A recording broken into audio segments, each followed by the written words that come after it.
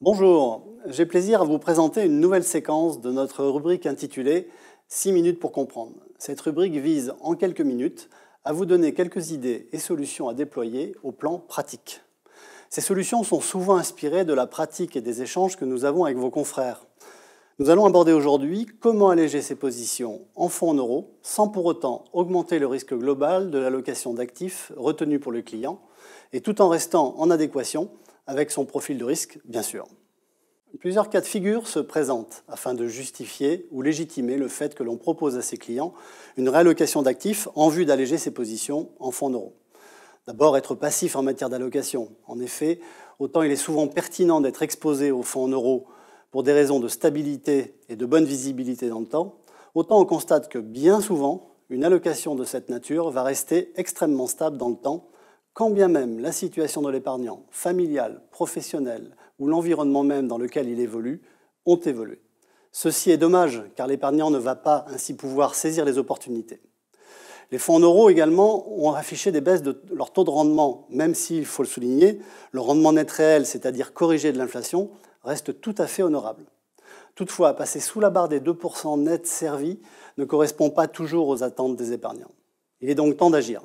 Disposer d'une solution plus dynamique correspondrait souvent soit à une durée de placement de moyen ou long terme, soit au comportement même des épargnants qui sont bien conscients que pour obtenir un rendement significatif ou satisfaisant à leurs yeux, il leur faut alors prendre quelques risques, mesurés bien entendu, grâce à l'intervention du conseiller qui saura le guider dans ses choix. La diversification est aussi une des clés des investissements, car on sait bien qu'elle est souvent synonyme de dispersion des risques. Prenons un exemple, finalement assez représentatif de nombre de cas de figure, nombre de contrats avec une allocation d'actifs principalement exposée en fonds en euros. Ici, 70%. La part en unité de compte est alors répartie sur 7 supports, dont nous avons masqué ici les noms, mais qui font partie des supports favoris, bien connus des CGPI. Cette allocation type permet de dégager une performance de 7,80% sur 3 ans, avec une volatilité, autrement dit un niveau de risque, de 1,48%. Or, le fonds en euros n'embarquant aucune volatilité, la volatilité du portefeuille est donc uniquement portée par les unités de compte. Une petite précision à cet endroit, la volatilité moyenne du portefeuille n'est pas égale, bien entendu, à la moyenne des volatilités des supports qui la composent. La perte maximale de cette allocation, autrement nommée le max drawdown, s'affiche ici à moins 2,13%. Le but de notre analyse va consister à figer ces deux paramètres, à savoir la volatilité globale du portefeuille et le max drawdown, et à tenter de trouver des solutions pour dégager une performance supérieure tout en diminuant la part du fonds en euros. Solution inextricable? Eh bien non, car il suffira sûrement de trouver des fonds à volatilité maîtrisée. Dans cet exemple, nous avons donc procédé à la réduction de l'exposition du fonds en euros en portant son exposition à 50%, soit moins 20 points que la précédente. En figeant la volatilité globale du portefeuille, cette nouvelle allocation ressort avec une volatilité globale de 1,71%, soit très légèrement supérieure à celle précédemment affichée.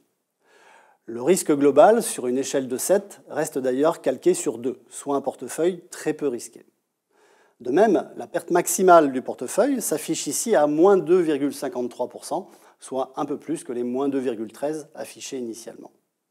Pourtant, malgré la rigueur de ce cahier des charges au vu de la volatilité et de max drawdown, ce nouveau portefeuille permet d'afficher une performance de 12,10% versus une performance de 7,80, soit quand même 55% de mieux.